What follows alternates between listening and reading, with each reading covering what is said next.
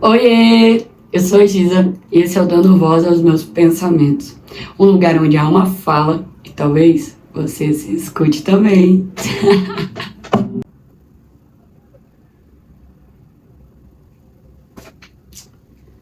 Vamos conversar.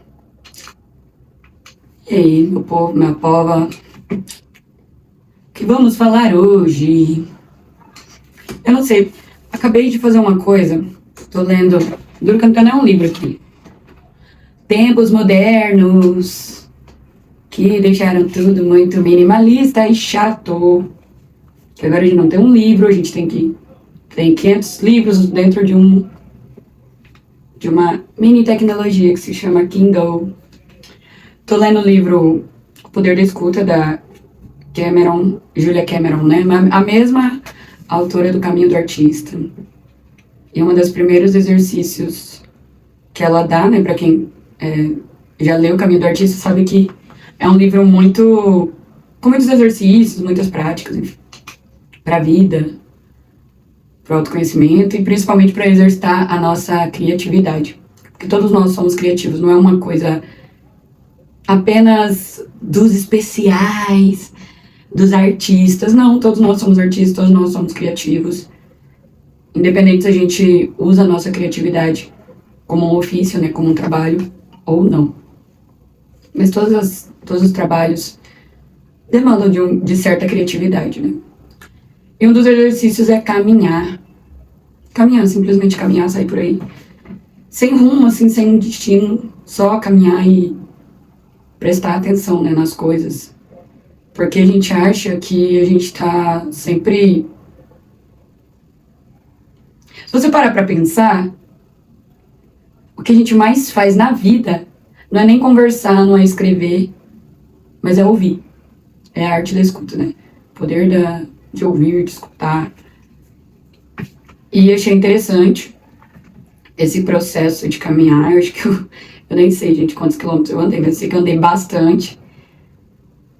Eu acho que eu demorei quase 2 horas pra ir e pra voltar. Mas eu fui indo sem destino, fui, óbvio, aqui no meu bairro, mas eu acho que eu acabei chegando em outro bairro próximo aqui, vizinho. E eu fui escolhendo ruas que eu nunca andei, que eu nunca fui. Mesmo se a rua era meio deserta, parecia sem saída, assim, eu fui. E foi gostoso, porque todas as pessoas, quando eu falo, né, que eu não sou de São Paulo, que eu sou do Mato Grosso do Sul, Pantanal, as pessoas, a primeira coisa que me perguntam é se eu gosto de morar aqui. E eu respondo que sim, apesar, né, de ter muitas diferenças, mas uma coisa que eu sempre falo e vou repetir, eu achei que eu ia chegar em São Paulo e eu não ia ver uma única unidade de árvore plantada. Eu achei que só ia ter concreto, prédio, cimento e asfalto. E me surpreendi positivamente, então é uma das coisas que eu gosto. Eu fico feliz, assim, em São Paulo. E hoje, caminhando, eu fiquei feliz porque eu encontrei vários pés de árvores, assim, que eu não esperava. Que são coisas que eu via muito no meu estado e que também está ficando escasso, como, por exemplo, pé de banana. Quem que tem pé de banana? Tipo, esse pé de banana na calçada, cara. Na calçada, em São Paulo. Tipo, isso é muito legal.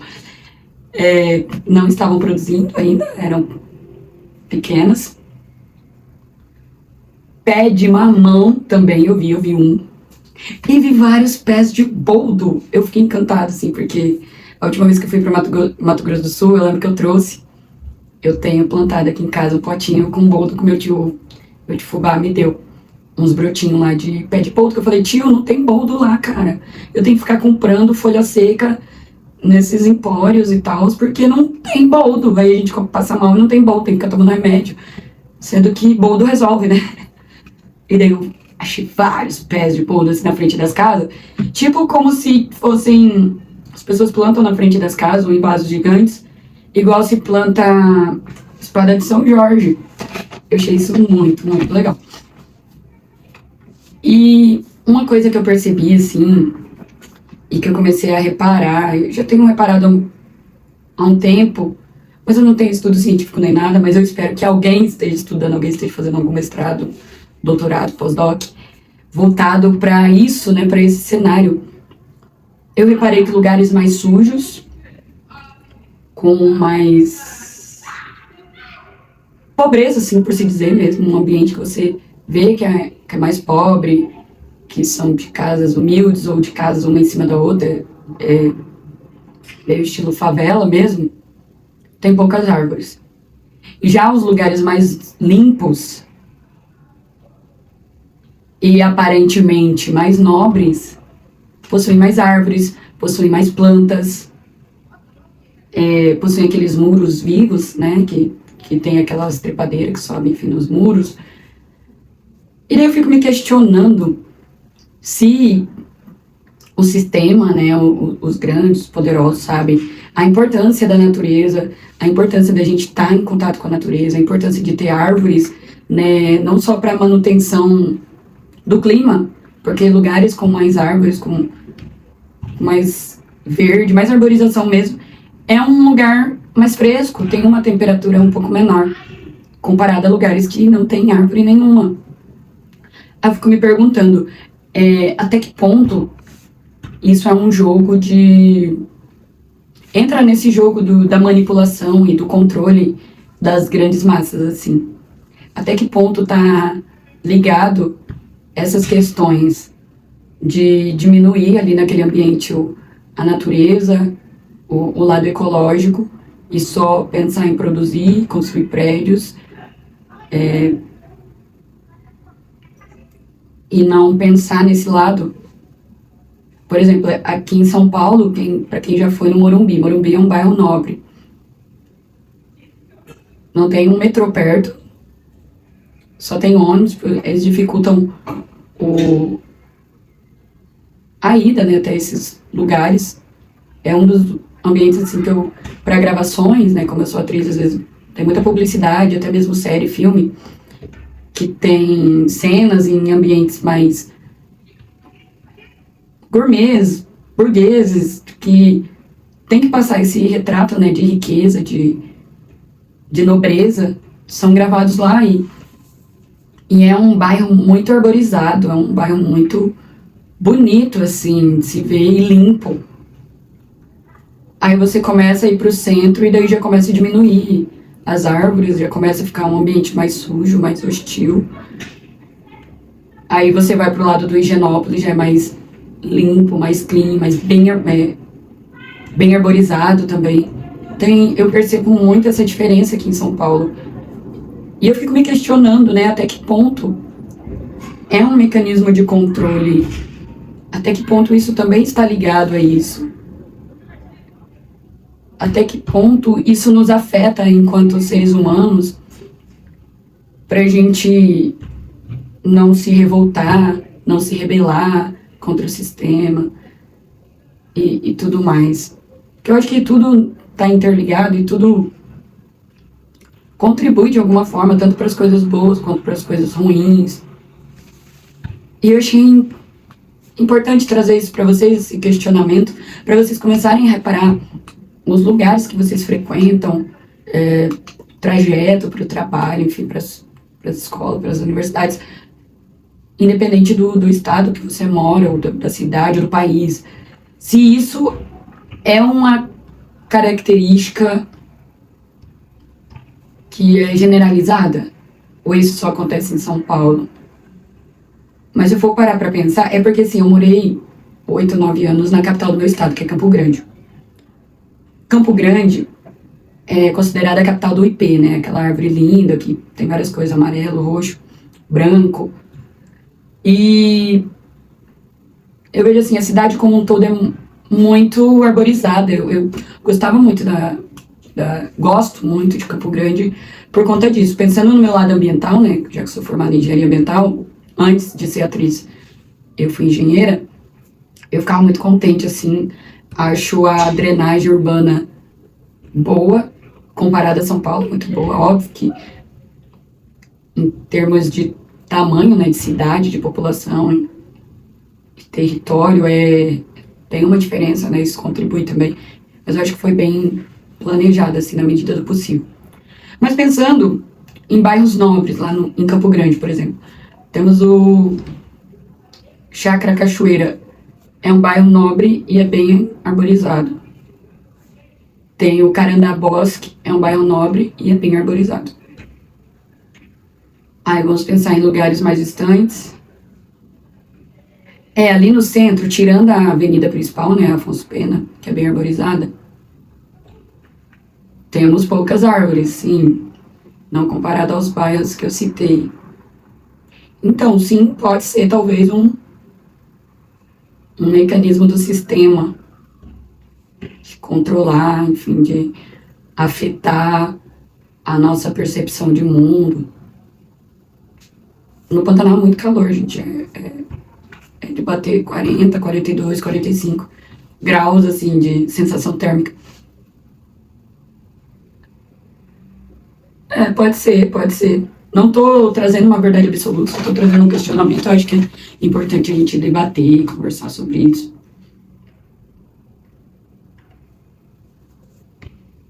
E o convite, né? Eu sempre trago um convite. Acho que o convite é pra gente caminhar mais, escutar nós mesmos, assim. Eu percebo, assim, que eu tô numa fase da minha vida que eu não tenho mais nada a perder, assim. Tenho mais nada a perder, e lembra que eu falei em um dos episódios sobre ter vergonha, né, de algumas coisas, mas mesmo assim eu tava falando aqui pra vocês e ia fazer as coisas com vergonha mesmo, tudo mais. Eu acho que eu tô num nível que eu tô, tipo assim, bem... Eu não tenho nada a perder, eu acho que a vida me testou muito, tem me testado pra caramba. Uma das coisas, assim, eu sempre quis ser perfeitinha. Ontem não, hoje é aniversário da minha prima, dia 14, tô gravando isso no sábado à noite, pra sair na quarta-feira. Aniversário da minha prima, e eu fiz um bolo pra ela, a gente cantou Espero da Meia-Noite, cantou parabéns e tudo mais. E aí a gente conversando, tava com uns amigos aqui, o pai dela também veio, achei muito legal ele ter vindo pro aniversário dela. Foi acho que eu senti que foi uma coisa importante pra nós três. Porque, enfim, todo mundo tem problema com família, né? Não tem como. Mas ver que alguém tá recebendo o mínimo que é ser tratada como filha de verdade foi importante. Eu e a Isa, tadinha, a gente até chorou, assim, no discurso do pai dela. Mas não é sobre isso, é que a gente tava conversando sobre que as meninas tiveram a fase mais alcoólatras delas. Que todas elas tiveram uma fase mais alcoólatra aqui, que bebia todo dia, assim, então, uma fase mais tenebrosa. E eu percebo que Aí a Isa olhou e falou, caramba, só você que não teve, né? Eu percebo que eu não sou muito adepta, assim, a vícios, no geral, vícios, bebida, principalmente, entorpecentes, as coisas, cigarro, não gosto, não fumo, não uso nem minha verdinha. Acho maneiro quem usa, tipo. Aí eu fiquei me questionando enquanto eu caminhava até que ponto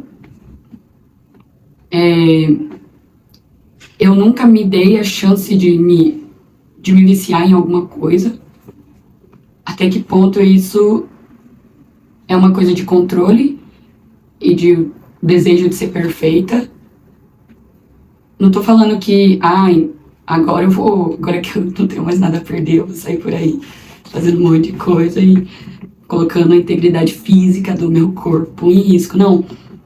Mas até que ponto isso foi moldado, né? Até que ponto a síndrome da boazinha, da certinha, da queridinha, da amada, da galerinha, da ser legal com todo mundo, de ser querida. Até que ponto isso me moldou, me podou de muitas coisas, de viver muitas coisas.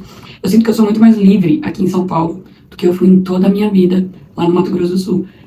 Então, ou seja, se eu tenho 30 anos, foram 27 anos da minha vida sendo controlada. E apenas 3 de libertação, mas assim, que não aconteceu de uma vez, mas está sendo gradual. Óbvio, é uma coisa que eu não vou sair por aí fazendo essas coisas, mas por exemplo, essa vontade, sei lá o que, esse controle de querer controlar tudo, de querer prever tudo, me fez por muito tempo querer ser perfeita e ser aquele tipo de pessoa que não gosta de reclamar, que não gosta de... que aceita tudo calada, que não retruca, que não se impõe, que não coloca limite nas coisas, nas pessoas. E eu tô sentindo uma liberdade absurda de começar a fazer isso. De fazer, principalmente, só que eu sinto que dói. Quando é gente que você não conhece, ou sei lá, quando eu tenho certeza que eu tô certa, não me dói. Mas quando é, mesmo sabendo que eu tô certa e que é pro meu bem, me dói quando é com pessoas, por exemplo, familiares. Que nem alguém que eu considero, tipo, alguém que eu tenho um profundo respeito, com amigos, com alguém que eu já gostei, sei lá. Eu me sinto um pouco mal, não vou mentir pra vocês, mas é importante que a gente aprenda a impor limites, aprenda a se posicionar. E, cara, tem que reclamar. Óbvio, eu odeio gente que reclama o tempo inteiro, que só reclama, que não procura solução, mas às vezes a gente precisa reclamar primeiro, pra tirar aquele sentimento de dentro da gente, limpar, aí vir com a solução. Agora, eu a vida inteira eu queria só ir direto pra solução e falar, reclamar não vai resolver. Realmente, reclamar às vezes não vai resolver. Ou vai, porque vai limpar. Aí vai tirar aquela preocupação, aquela raiva que tá aqui ocupando espaço pra limpar. E daí você conseguir pensar numa solução. Então eu vejo que eu fui muito, muito, muito podada. Fui muito podada. E nem sempre eu fui podada porque mandaram eu ser assim. Mas porque me obrigaram a ser assim. E não porque falaram, você vai ser assim, não. É porque se eu chorava, porque eu fui uma criança muito chorona, né? Eu sou pisciana, fui muito chorona. A primeira coisa que eu ouvi era tipo, engole o choro. Engole o choro. Ai, já vai chorar. Ai, tudo chora. Ai, não sei o quê. O meu chorar é o meu reclamar. É a minha forma de reclamar. Eu fui muito silenciada. E eu nunca fui de chorar, de soluçar, de gritar, de chorar, fazer barulho, sabe? Era sempre um choro contido. E agora eu tô chorando de verdade. Eu tô dando isso pra mim. Tá sendo libertador, tá sendo um libertador. E eu não tô mais com vergonha, não. De nada.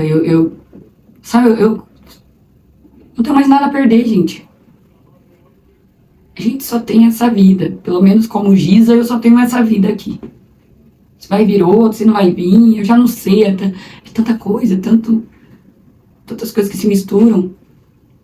Então, começa a ser você. Quer reclamar, reclama. Óbvio, não vai virar o chato, a chata que só reclama.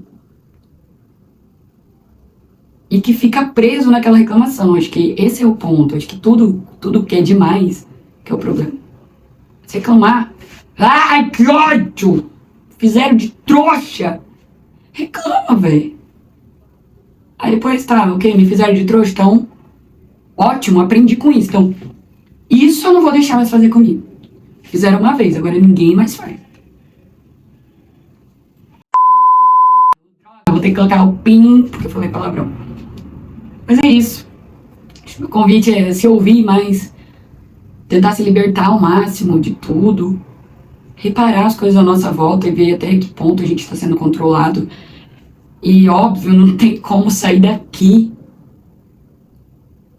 mas talvez ter um pouco mais de consciência. Nossa, coisa mais... Gente, isso tem uma coisa que eu acho tão sexy. É consciência de classe. Gente, eu ouço pessoas com consciência de classe, daí elas começam a falar e eu fico assim, ó. Acho de um borogodó, de um sex appeal. Ai, sensacional. É isso. Tenham consciência de classe, assim, de entender o lugar de vocês no mundo. E conforme a gente for crescendo, ajudar os outros. Ajudar quem tá vindo também. E não perder a nossa essência. Saber de onde a gente veio, saber pra onde a gente tá indo, mas nunca esquecer de onde a gente veio. E não também achar que a gente só é o que a gente foi, só é o que falaram que a gente era. Aprenda a ser você. Eu fiz também, essa semana, um shooting, né, de fotos. Vou atualizar meu material fotográfico com meu amigo Rodrigo Morato, inclusive. Sigam ele nas redes sociais, @Rodrigo Morato, com 2T, 2Ts. Que ele me fez uma pergunta, ele falou, cara, me fala quem é você, quem é a Giza, pessoas que você admira, artistas que você admira, filmes, séries, livros, porque querendo ou não, isso molda a gente, isso vai dizendo um pouquinho sobre quem nós somos, né? É importante a gente se entender, mas pra gente se entender, a gente tem que entender um pouco do mundo, pra gente saber em que lugar a gente tá nesse mundo. É isso. Espero que tenham gostado do episódio de hoje, foi um pouco mais falado. Não tivemos a nossa vinheta. Não, eu vou fazer a vinheta, vou colocar ela no início. Eu não admito ficar sem vinheta. Vamos ter vinheta. Pronto, fizemos a vinheta, isso aqui vai pro início do podcast. Mas agora eu vou encerrar. Obrigada pela sua companhia. Obrigada pela sua audição. Obrigada também por quem tá assistindo o vídeo, tanto no YouTube quanto no Spotify. É muito importante esse apoio de vocês, porque senão eu vou estar falando sozinha aqui. E não é esse o intuito é a gente conversar, debater, trocar.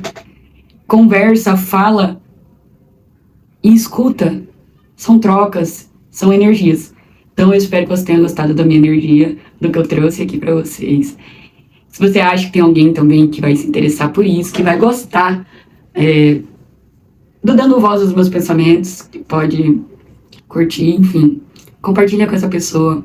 Manda pra ela. Deixe seu comentário aqui também. Os comentários de vocês é muito, muito gostoso de ler, de refletir sobre. Eu peço até perdão, porque eu acho que eu demoro muito a responder vocês, mas não é de propósito, é porque eu não tenho os aplicativos baixados, então eu posto pelo navegador e daí é mais difícil de eu ver, mas eu vou começar a me organizar melhor para poder responder vocês, tá bom? Se quiser, me marca lá no Instagram, que você tá ouvindo o meu podcast, vai ser muito, muito, muito gostoso de ver e de compartilhar também isso, tá bom?